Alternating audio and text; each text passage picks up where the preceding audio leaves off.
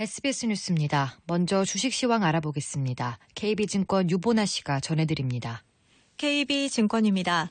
대내외 악재에 코스피 지수가 2000선 아래로 밀려났습니다. 개인과 기관의 동반 순매도에 코스닥 역시 1% 넘게 내리고 있습니다. 이 시각 현재 코스피는 22.42포인트 하락한 1994.92에 코스닥은 8.4포인트 내린 613.86에 거래되고 있습니다.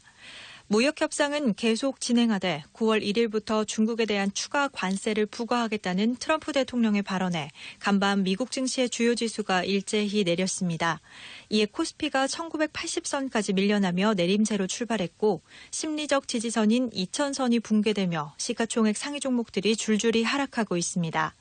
북한이 이틀 만에 또다시 동해상으로 미상의 발사체들을 쏘아 올렸다는 보도에 남북 경협주도 약세입니다. 한편 코스닥 시장에서는 간암 치료제 팩사백의 임상 중단 권고 소식에 신라젠이 하한가를 기록했고 그 여파로 바이오주 대부분이 하락 중입니다. 이 시각 현재 달러화에 대한 원화 환율은 1192원에 거래되고 있습니다. 지금까지 KB증권에서 전해드렸습니다.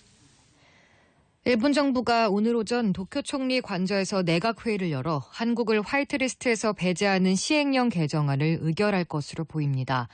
앞서 아베 총리는 어제 당 소속 의원들을 상대로 한 몸이 되어 국익을 지켜나가자고 말해 한국에 대한 강경 방침에 변화가 없다는 뜻을 시사했습니다. 오늘 내각회의에서 한국 배제안이 의결되면 담당 장관과 아베 총리의 서명을 거쳐 일왕이 공포하고 공포 후 21일이 지나면 시행에 들어갑니다. 공포 시점이 유동적이긴 하지만 속전속결로 진행될 경우 이달 하순부터는 시행될 수 있습니다. 일본 언론들이 일제히 오늘 일본 정부가 한국을 화이트리스트에서 제외하는 내용을 가기에서 결정할 것이라고 보도했습니다. 산케이 신문은 조간에서 일본 정부가 백색 국가에서 한국을 제외하는 수출무역 관리령 개정을 가기 결정한다고 보도했습니다.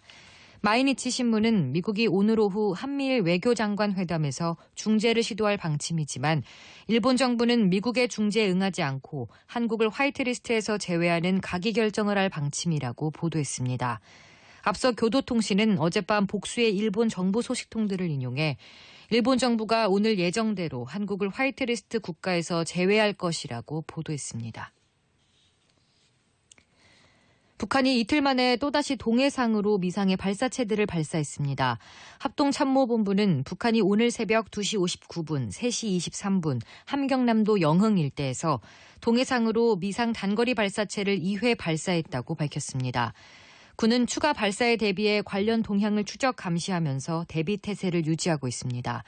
북한은 앞서 지난달 31일 새벽 5시 6분, 5시 27분 원산 갈마 일대에서 동북방 해상으로 미상의 발사체를 발사했습니다. 이틀 만에 또다시 발사된 미상의 발사체들이 미사일인지 방사포인지는 아직 확인되지 않고 있습니다. 청와대는 북한이 오늘 새벽 이틀 만에 또 발사체를 발사한 데에 대해 관계 장관 회의를 열고 대응 방안을 논의하고 있습니다.